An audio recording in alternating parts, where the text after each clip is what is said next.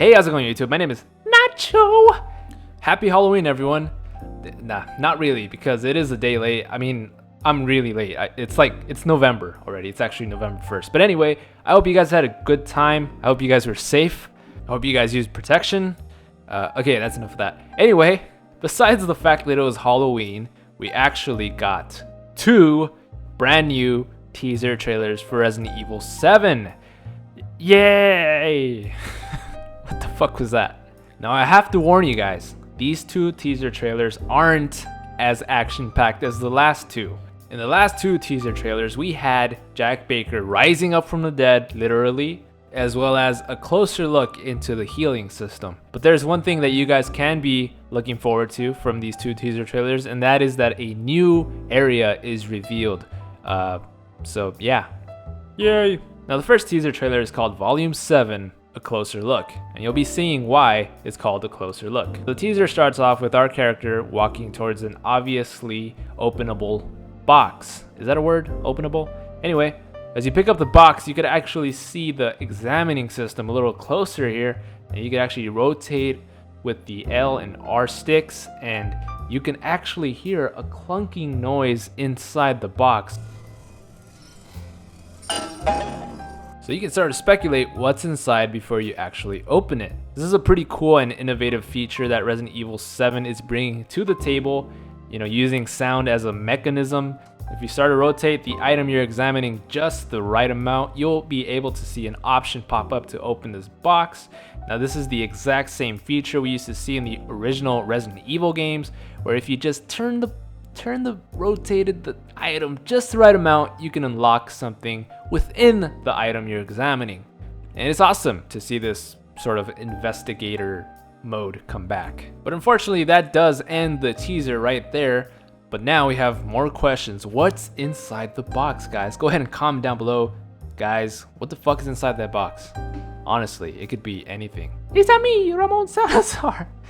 Nah, it's not Ramon Salazar. So the next teaser trailer is called Volume 8, Imagination. Now right off the bat, we actually see a new area that we haven't seen before in Resident Evil 7. Now I'm guessing that we're actually outside or just outside of the Baker house. Now what's very interesting is that this actually seems to be a bridge that goes around the Baker house. And there's other little buildings like tree houses. I don't know, guys. What the fuck is this? Go ahead and comment down below what you nachos think, because this is pretty dark to actually tell. But nonetheless, very interesting stuff. Very interesting. I mean, this setting actually reminds me of one of the scenes in The Evil Within, where there's buildings outside of buildings that are connected by bridges, which is weird. What the hell's going on here? Anyways, enough bridge speculation. We actually open this door. We get to see our nice little heart rate monitor on our left hand. And then, nachos, this is when you use your imagination. You open the door and there's a projector playing. Now this is actually a good callback to Resident Evil 0, where you actually had to examine 2 discs on a projector to find a key. Then you actually see your shadow here. Now the shadow doesn't look too good in terms of graphics. However, here's why I like it. This is a horror game.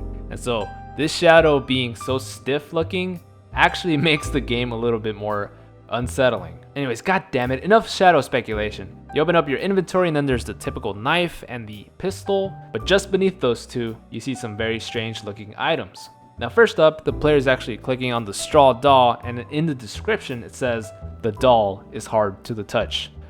Whatever the fuck that means. It's pretty obvious to me that this doll is some sort of voodoo doll, which is a representation of one of the characters within the game.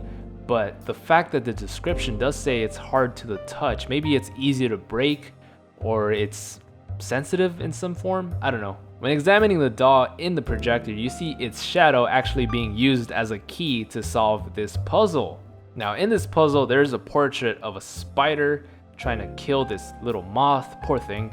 Now from what I'm seeing, you have to use the shadow of an item to sort of prove something within the portrait that we're not seeing unless there's a shadow being used. You can see this because there's other various items such as a knife or a balloon, even some computer parts being used in this puzzle. I mean, it's crazy confusing at this point, but yeah, those interesting puzzles are coming back to life in Resident Evil 7.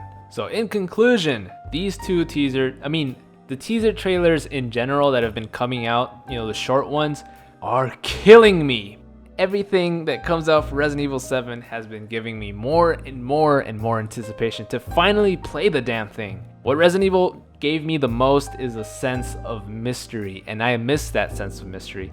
And because of these little teasers, there is so much mystery to go around for Resident Evil 7. So I'm very excited. Now, if we're counting our cards correctly, after these teaser trailers, there's these little videotapes that are shown, and so far there's only 2 left. So we have 2 little teaser trailers left. Hopefully we see some combat in one of them, or maybe the return of the zombies.